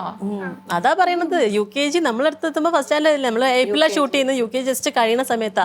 അപ്പൊ ആ ഒരു ഏജിലുള്ള ആൾ ഇത്രയും ഓർത്തെടുത്ത് ഇത്രയും പെർഫെക്റ്റ് ആയിട്ട് നമുക്ക് ഔട്ട് തരാന്ന് പറയുമ്പോൾ ഏപ്രിലിൽ ചെയ്തിട്ട് എന്താ ഇത്രയും വൈകിയത് സിനിമ റിലീസ്? ആക്ച്വലി ഞാൻ അതാ പറഞ്ഞത്, നമ്മൾ ആ സമയത്ത് ചെയ്തു. അത് കഴിഞ്ഞപ്പം ഒന്നാമത് എഡിറ്റിംഗ്, അച്ഛന് കണ്ണിന് ചെറിയ പ്രശ്നമുണ്ട്. അപ്പോൾ അച്ഛൻ അത് വെച്ചിട്ടാണ് എഡിറ്റ് ചെയ്യുന്നുണ്ടായിരുന്നത്. പിന്നെ ഞാൻ എൻ്റെ ഷൂട്ട് സീരിയലെന്നും പറഞ്ഞിട്ട് ഞാൻ അങ്ങോട്ടും ഇങ്ങോട്ടും ഓടുക. എനിക്കും അതിൽ ഫുള്ളായിട്ട് ഇരിക്കാൻ പറ്റുന്നില്ല. പിന്നെ അച്ഛനും അമ്മയ്ക്കും പനി. ഇവരെന്നെയാണല്ലോ എല്ലായിടത്തും ഓടി നടക്കുന്നത്. Studio complete work post production മുഴുവൻ നടക്കുന്നത് കോഴിക്കോട്, ഞാൻ ഉള്ളത് ട്രിവാൻഡ്രത്ത്, ഇവരുള്ള എറണാകുളത്ത്. അപ്പം ഇതെല്ലാം കൂടെ സെറ്റാക്കി എടുക്കാനുള്ള ഒരു സമയത്ത് അപ്പം ഇതാണ് റൈറ്റ് ടൈം ഇതാണ്. അപ്പം അതുകൊണ്ട് എല്ലാം കറക്റ്റായിട്ട് ഫോളിൻ പ്ലേസ് നമ്മൾ ഇത് പറയുമല്ലോ, ടൈമിൽ എല്ലാം കറക്റ്റായിട്ട് വന്ന് വീഴാന്ന് പറഞ്ഞ പോലെ ഈ ഒരു ടൈമിലായപ്പോൾ എല്ലാം കറക്റ്റായിട്ട് വന്ന് വീണു. നമുക്ക് ഇന്നൊരു ലീവ് കിട്ടി, ഗാന്ധി ജയന്തിയാണ്. അപ്പം എല്ലാവരും ഉണ്ടായിരുന്നു. അപ്പം വിളിച്ച എല്ലാ ആൾക്കാരും വന്ന് സിനിമ കണ്ടു. അപ്പം അതാണ് സിനിമയുടെ സമയം നല്ല സമയം എന്നൊക്കെ നല്ല സമയത്ത് തന്നെ സിനിമ ഇറക്കി. ഒരു മ്യൂസിക് ടീച്ചർ ആവുന്നത് പോലെ എളുപ്പമല്ല ഒരു പിന്നണി ഗായിക ആവുന്നതെന്ന് തോന്നിയോ? അത് തോന്നി എന്തായാലും. കാരണം എൻ്റെ ഫസ്റ്റ് എക്സ്പീരിയൻസ് ആണ് ഒരു ഫിലിമിൽ പാടുക എന്നുള്ളത്. മുന്നേ കുറേ പേരിങ്ങനെ പാട്ട് കേൾക്കുമ്പോൾ അങ്ങ് പറയും, ആ ഇങ്ങനെ ഒരു സിനിമ എടുക്കുമ്പോൾ എന്തായാലും വിളിക്കാം കേട്ടോ. അപ്പോൾ നമ്മൾ ആയിക്കോട്ടെ. പക്ഷേ ഇങ്ങനെ വിളിയൊന്നും വരാറില്ല. അപ്പം ആൻറ്റി, ഞാൻ പറഞ്ഞില്ലേ എൻ്റെ അച്ഛൻ്റെ ഫ്രണ്ടാണ്. അപ്പോൾ ആൻറ്റി ഇങ്ങനെ പറഞ്ഞപ്പോൾ ഞാനും അതുപോലെ ശരി ആയിക്കോട്ടെ ഓ ആയിക്കോട്ടെ എന്ന് പറഞ്ഞു വെച്ചു. പിന്നെ പെട്ടെന്ന് ഒരു ദിവസം പാട്ട് അയച്ചായിരുന്നു, 2-3 ദിവസം കൊണ്ട് റെക്കോർഡ് ചെയ്യണു. പിന്നെ അപ്പോഴത്തേക്കും ഫസ്റ്റ് ഡേ ഓഫ് ഷൂട്ടിന് അതിനു വേണ്ടി വിളിക്കുന്നു. എല്ലാം ദേവിക സത്യം പറഞ്ഞാൽ നമ്മുടെ ഫസ്റ്റ് പാടിയ പാട്ട് ഇതല്ല. നമ്മൾ ഒരു മൂവി പ്ലാൻ ചെയ്തത് അത് 2.15 minutes 2.5 hours വരുന്ന ഒരു കംപ്ലീറ്റ് ഒരു പോലീസ് സബ്ജക്റ്റാണ്. അപ്പൊ അതിന് വേണ്ടിയിട്ടാണ് ഫസ്റ്റ് വന്ന് ദേവിക പാട്ട് പാടുന്നത്. അപ്പൊ ഇത് വന്നപ്പോഴും അവൾ ചോദിച്ചത്, ചേച്ചി അതിന് പേയ്മെന്റും കാര്യങ്ങളൊക്കെ. ഞാൻ പറഞ്ഞു അതല്ല മോൾ, ഇത് വേറെ, അത് വേറെ. അതിന് ഇറങ്ങിയില്ല, അത് ഇറങ്ങുമ്പോൾ ഇത് നമ്മൾ ആദ്യം ഇറക്കി വിടും. അപ്പോഴാണ് ഞാൻ അറിയുന്നത് ഇത് വേറെ ഫിലിം പറഞ്ഞിട്ടാണ് പാടിയത്. അപ്പം എനിക്ക് ഇതിന് മ്യൂസിക് ചെയ്തത് സുനിൽ അങ്കിളാണ്. സുനിൽ അങ്കിളാണെങ്കിലും നമ്മുടെ ഫാമിലി ഫ്രണ്ടാണ്, പണ്ടേ അറിയുന്നതാണ്. അപ്പം ഞാൻ ചെറുപ്പത്തിലുണ്ടായ സമയത്ത് നമ്മളൊക്കെ ഒരേ ഫ്ലാറ്റിലായിരുന്നു നിന്നുകൊണ്ടിരുന്നത്. അപ്പോൾ സുനിൽ അങ്കിള് ആ സമയത്ത് അറിയില്ലായിരുന്നു ഞാൻ പാടുന്നത്. ഞാൻ കുഞ്ഞിക്കുട്ടിയാണ്, പാട്ട് പഠിച്ചു വരുന്നേ ഉള്ളൂ. അപ്പോൾ ഇപ്പോൾ സുനിൽ അങ്കിൾ ചോദിക്കുമോ നീ ഇങ്ങനെ പാടുമായിരുന്നോ, എനിക്കറിയില്ല, മുന്നേ പറയായിരുന്നില്ലേ എന്നൊക്കെ. പക്ഷേ ഇപ്പോൾ അപ്പോഴാണ് അതിനുള്ള ടൈം ആയത്. അപ്പോൾ അതേപോലെ ഇപ്പോൾ ഞാൻ ഈ പീലി എന്ന് പറഞ്ഞ പാട്ട് ഭയങ്കര എനിക്കും പേഴ്സണലി വളരെ ഇഷ്ടപ്പെട്ടൊരു പാട്ടാണ്. നല്ല ഒരു മെലഡിയാണ്. സുനിൽ അങ്കിൾ നന്നായിട്ട് ട്യൂൺ ചെയ്തിട്ടുണ്ട്. അതുപോലെ അതിൻ്റെ ലിറിക്സും സാർ അതുപോലെ വേണു അങ്കിൾ അതുപോലെ നന്നായി ചെയ്തിട്ടുണ്ട്. അതൊക്കെ തന്നെ വലിയൊരു വിശേഷമാണത് എനിക്ക്. പിന്നെ ഫ്രണ്ട്സും ഫാമിലിയും ഒക്കെ അതിന് ഭയങ്കര എന്താ പറയുക, ഭയങ്കര എക്സൈറ്റഡ് ആയി. അവരെല്ലാവരും സ്റ്റേറ്റസ് ഇട്ടു. അങ്ങനെ എല്ലാവരും കൺഗ്രാജുലേറ്റ് ഒക്കെ ചെയ്തു. നല്ല വോയിസാന്ന് പറഞ്ഞിട്ട് കുറേ പേര് വിളിക്കുകയൊക്കെ ചെയ്തു. അതിനൊക്കെ വലിയ വലിയ സന്തോഷം. ഇവരോട് ഫസ്റ്റ് എൻ്റെ ഒരു വലിയ കടപ്പാട് അത്ര തന്നെ. അപ്പം ഇതൊക്കെയാണ് മൂവിയുടെ വിശേഷങ്ങൾ. ഞാനൊരു ഇത് കണ്ടു, ഒരു പോസ്റ്റ് കണ്ടു. ആ പോസ്റ്റ് റിലേറ്റഡ് ആണ് ഞാൻ ഇനി ചോദിക്കുന്നത്. ഒരിത്തിരി വേറൊന്നുമല്ല. അതായത് ഉദ്ഘാടനം ചെയ്യാൻ വേണ്ടി വിളിക്കുന്നത്, ഉദ്ഘാടനം വേണ്ടി ചെയ്യാൻ വേണ്ടി വിളിക്കുന്നതല്ല. എന്നെ ഒരു തവണ വിളിച്ച സമയത്ത് 1-2 തവണ ഇതുപോലെ കോൾസ് വന്നപ്പം ഇത്തരം കോളുകൾ വന്നിട്ടുണ്ട്. അപ്പം അത് പറയാനുള്ള റീസൺ എന്താണെന്ന് വെച്ചാൽ നമുക്ക് വന്ന ചോദ്യത്തിൽ എല്ലാം സിനിമയിൽ മാത്രം കാസ്റ്റിംഗ് കൗച്ച്, സിനിമയിൽ മാത്രം സിനിമ എന്ന് പറയുമ്പോൾ സിനിമയിൽ മാത്രമല്ല, സിനിമത്തെ ആൾക്കാർ മാത്രമല്ല, ലോകത്ത് എവിടെയൊക്കെ ആൾക്കാരുണ്ടോ അവർക്കൊക്കെ ആവശ്യങ്ങളുണ്ടെങ്കിൽ അവർ ചോദിക്കുന്നുണ്ടെന്നേ പറയാൻ ഉദ്ദേശിച്ചുള്ളൂ. പക്ഷെ അത് ഈ പൊതുവേ ക്ലിക്ക് ബേറ്റ് ഒരു പ്രശ്നം ആയതുകൊണ്ട് തന്നെ സാധനം പുറത്ത് വന്നപ്പം ഈ ഒരു ടൈറ്റിലും പിന്നെ അത് സിനിമ ഇത് കാരണം നഷ്ടപ്പെട്ടു എന്നുള്ള ടൈറ്റിൽ ഞാൻ എവിടെയും പറഞ്ഞില്ല സിനിമ ഇത് കാരണം നഷ്ടപ്പെട്ടു എന്നുള്ളത്. അപ്പോൾ ടൈറ്റിൽ ദാരിദ്ര്യമാണ്. അപ്പൊ ദാരിദ്ര്യം എന്ന് പറഞ്ഞ കമന്റ് ഇട്ട് ഞാൻ കണ്ടു. അപ്പൊ ഇത്രയും ഒരു ബോൾഡ് ആയിട്ട് അത്രയും ഉത്തരം പറയാനുള്ള ഒരു ഇത് എവിടുന്നാ കിട്ടിയത്? അമ്മയുടെ അടുത്ത് നിന്നാണ്, അച്ഛൻ്റെ അടുത്ത് നിന്നാണ്? അച്ഛൻ പറയാനുള്ള കാര്യം അങ്ങനെ തന്നെ. അമ്മ പിന്നെയും കുറച്ചൊന്ന് മടിച്ച് പറയണോ പ്രശ്നമാണോ എന്നൊക്കെ ചിന്തിക്കാറുണ്ട്. അച്ഛൻ പറയാനുള്ള കാര്യം ക്ലിയർ ആയിട്ട് പറയുന്ന ആളാണ്. അപ്പം എനിക്കും അങ്ങനെ ഞാനത് ബോൾഡ്നെസ് എന്നായിട്ട് കാണില്ലേ. നമുക്ക് നോ പറയേണ്ടത് നമ്മൾ നോ പറയുക. അത് എന്ത് കാര്യം ആയിക്കോട്ടെ, എന്ത് വർക്ക് ആയിക്കോട്ടെ, എന്ത് റിലേറ്റഡ് കാര്യം. അപ്പം ഞാൻ നേരത്തെ ഇപ്പം ഇവരൊക്കെ ഇരിക്കുമ്പോഴാണ് ഞാൻ പറഞ്ഞത് അടുത്ത സിനിമയിൽ ഇവരെ വെച്ചില്ല എന്ന് വരും, പറയാൻ പറ്റില്ല. കാരണം അതായത് അത് സിനിമയുടെ ആവശ്യമാണ്. അപ്പം അത് നമ്മൾ പറയേണ്ടത് പറയാതെ ഞാനിവിടെ ഇരുന്നോ നിങ്ങൾ തന്നെ ആയിരിക്കട്ടോ അടുത്ത സിനിമ എന്ന് പറഞ്ഞിട്ട് അടുത്ത സിനിമ വരുമ്പോൾ ഞാൻ വേറെ ആളെ വെച്ച് ചെയ്തവരൊക്കെ ചോദിക്കൂലേ എന്തെന്ന് വിളിച്ചില്ല എന്ന്. പറയാനുള്ള കാര്യം നമ്മൾ ക്ലിയർ ആയിട്ട് പറഞ്ഞു കഴിഞ്ഞാൽ നമുക്കൊരു പ്രശ്നമില്ല. ഇവർക്ക് എല്ലാവർക്കും അറിയാം അച്ഛൻ്റെ സ്വഭാവം, ബാമാവിനാണെങ്കിലും ഒക്കെ അറിയാവുന്ന കാര്യം. ബാമാവൻ ഷൂട്ട് ചെയ്യുന്നതിന് ഇടയ്ക്ക് തന്നെ പറയുമായിരുന്നു. കുറച്ച് കഴിയുമ്പോൾ അച്ഛൻ ദേഷ്യം പിടിക്കുമ്പോൾ പറയും അച്ഛൻ, കാരണം സ്ക്രിപ്റ്റ് അച്ഛന് ഇതിലായതുകൊണ്ട് അച്ഛൻ ഉണ്ടാവാറുണ്ട് ഒട്ടുമിക്ക സമയത്തും. അപ്പൊ അച്ഛനുള്ള സമയത്ത് മോളെ അച്ഛനോട് പൊക്കോളാൻ പറ, മോള് ഷൂട്ട് ചെയ്താൽ മതി. മാമ പോയി കഴിഞ്ഞാൽ എനിക്ക് അഭിനയം വരും, മാമയോട് പോവാൻ പറ. അപ്പൊ കാരണം ബാബാവിന് എത്ര വർഷമായിട്ട് അച്ഛന് സ്വഭാവം അറിയാലോ. അപ്പൊ അത്രേ ഉള്ളൂ. അപ്പൊ ഈ ഒരു ഓൺലൈൻ മീഡിയാസിന് ദാരിദ്ര്യം ഉണ്ടെന്ന് പറഞ്ഞു. അപ്പൊ ഈ ഓൺലൈൻ മീഡിയാസിനെ പറ്റി മീഡിയാസിനല്ല, നമുക്ക് എല്ലാ മീഡിയക്കാർക്കും ഇപ്പൊ അതുണ്ട്. അതുകൊണ്ടല്ലേ ഒന്ന് ആലോചിച്ച് നോക്കിയേ, നമ്മൾ ഒരു സമയം കുറച്ചു സമയം അർജുന എവിടെ പോയി തേടിക്കൊണ്ടിരിക്കുകയായിരുന്നു. അത് കഴിഞ്ഞ് ആ സമയത്ത് വയനാട് വന്നപ്പം എല്ലാവരും അങ്ങോട്ട് പോയി വയനാട് മാത്രം ന്യൂസ് ആയിക്കൊണ്ടിരുന്നു. അപ്പോഴാണ് ഹേമ കമ്മിറ്റി വന്നത്. നേരെ ഇങ്ങോട്ട് പോയി അർജുനും കാണാണ്ടായിരിക്കും, വയനാട്ടിലെ പ്രശ്നമില്ല ഒന്നുമില്ല, ഇതിലോട്ട് വന്നു. അപ്പൊ എവിടെയാണോ TRP കിട്ടുന്നത്, കാരണം അവർക്കും സ്പോൺസേഴ്സും വേണം, എല്ലാ ആൾക്കാരും അവരൊക്കെ ജീവിക്കണ്ടേ, അവരതിനുള്ള വഴി നോക്കുന്നു, അത്രേ ഉള്ളൂ. അപ്പൊ നമ്മൾ കാരണം അവർ ജീവിക്കുന്നു, സന്തോഷം. ഓക്കെ, ഞാൻ ചോദിക്കാൻ വന്ന ചോദ്യത്തിന് ഉത്തരം കിട്ടി. അപ്പൊ എന്തായാലും ഞങ്ങളോട് ഇത്രയും നേരം സഹകരിച്ചതിന് ഒരുപാട് നന്ദി. ഞാൻ ആ സർപ്രൈസ് പറഞ്ഞിട്ടുണ്ടായിരുന്നില്ലേ, ആ സർപ്രൈസ് വേറെ ഒന്നുമല്ല, ഇപ്പൊ വരുന്നുണ്ട്. വെയിറ്റ് ചെയ്തോ. എന്തോ ഗിഫ്റ്റ് എന്തോ വെച്ചിട്ടുണ്ടെന്ന് പറഞ്ഞില്ലേ. അപ്പൊ ഞാൻ വെച്ചിട്ടുണ്ട് എന്ന് പറഞ്ഞ സർപ്രൈസ് ഇതാണ്.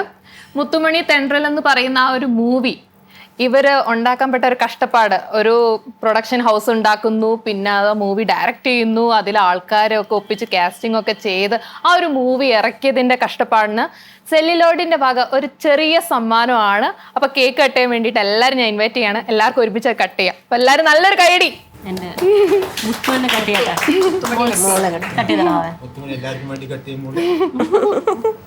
അവളാണ് ഞങ്ങളുടെ സിനിമയുടെ ബോൺ എന്ന് പറയുന്നത്, ബാക്ക് ബോൺ അവളാണ്.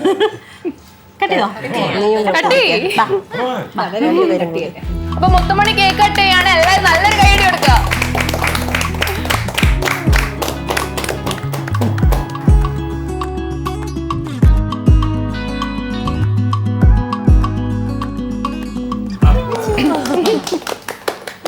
താങ്ക് യു സോ മച്ച് മില്ലേനിയത്തിന്. അതേപോലെ തന്നെ നമുക്ക് അജിന എപ്പോഴും എന്നെ ഇന്റർവ്യൂസിന് ഇത് മാത്രം മതി, അമ്മേനെ കെട്ടിപ്പിടിച്ച ഒരു ഉമ്മ എടുക്കാൻ തോന്നില്ല, അങ്ങ് കൊടുക്ക്. അതായത് ഞാൻ പറയട്ടെ, അജിൻ എന്നെ എപ്പോഴും ഇന്റർവ്യൂവിന് വിളിക്കുമ്പോൾ ഞാൻ പറയും എനിക്ക് കാശ് കിട്ടിയാലേ വരുള്ളൂ അങ്ങനെയൊക്കെ പറയാറുണ്ട്. പക്ഷെ അവൻ ആ വിളിച്ചതിന് മൊത്തമുള്ള എനിക്ക് തവണ എൻ്റെ ഒരു സിനിമ ഇറങ്ങുന്ന സമയത്ത് സപ്പോർട്ട് ചെയ്ത് എനിക്ക് തന്നിട്ട് താങ്ക് യു സോ മച്ച്. കാരണം അതിനേക്കാളൊക്കെ വലിയൊരു കാര്യമായിരുന്നു അവൻ്റെ കിട്ടിയത്. അപ്പൊ പ്രത്യേകം പറയാം, ആളുടെ അടുത്ത് വിളിച്ചതിൽ ഒത്തിരി സന്തോഷം. ഈ ഒരു ഞങ്ങളുടെ കംപ്ലീറ്റ് ടീമിനെ ഇന്റർവ്യൂവിന് വിളിച്ച് ഞങ്ങൾക്ക് ഇങ്ങനെ ഒരു അവസരം തന്നതിൽ ഒരുപാട് നന്ദിയുണ്ട്. അപ്പം ഇനി സിനിമ കാണാത്ത ആൾക്കാരൊക്കെ ഉണ്ടെങ്കിൽ സൈൻമാക്സ് എന്റർടൈൻമെന്റ്സിന്റെ പേജിൽ നമ്മുടെ യൂട്യൂബ് ചാനലിൽ എൻ്റെ ഇതിലൊക്കെ ലിങ്കിലൊക്കെ സ്റ്റോറിയിലൊക്കെ കയറി കഴിഞ്ഞാലും എൻ്റെ ബയോയിൽ നോക്കിയാലൊക്കെ നിങ്ങൾക്ക് കിട്ടും. സോഷ്യൽ മീഡിയയിലൊക്കെ ഷെയർ ചെയ്തിട്ടുണ്ട്. അപ്പോൾ ഒന്ന് സിനിമ കാണുക, കണ്ടിട്ട് അഭിപ്രായം പറയുക. ചെറിയൊരു സിനിമയാണ്. ഞാൻ ആദ്യമേ പറഞ്ഞ പോലെ ഒരു യൂട്യൂബിൽ റിലീസ് കൊടുക്കാന്നുള്ള പ്ലാൻ തന്നെ ഒരു 52 മിനിറ്റ്സ് വെച്ച് നമ്മൾ ചെയ്ത ഒരു സിനിമയാണ്. 2 പാട്ടുണ്ട്. പാട്ടുകൾ ഓൾറെഡി നമ്മൾ റിലീസ് ചെയ്തിട്ടുണ്ടായിരുന്നു. സിനിമയും ഒരു ചെറിയ മെസ്സേജ് ഒക്കെ ഉള്ള ഒരു സിനിമയാണ്. അപ്പോൾ കണ്ടിട്ട് അഭിപ്രായം പറയാം. ഒരുപാട് എക്സ്പെക്ടേഷൻ ഒന്നും ആവശ്യമില്ല. അങ്ങനത്തെ ഒരു സിനിമയല്ല, ട്വിസ്റ്റ് ആൻഡ് ടേൺസ് ഒന്നുമുള്ള അങ്ങനത്തെ ഗെയിമിങ്സ് ഒന്നുള്ള സിനിമയൊന്നും അല്ല. ഒരു സാധാരണ നോർമൽ സിനിമ.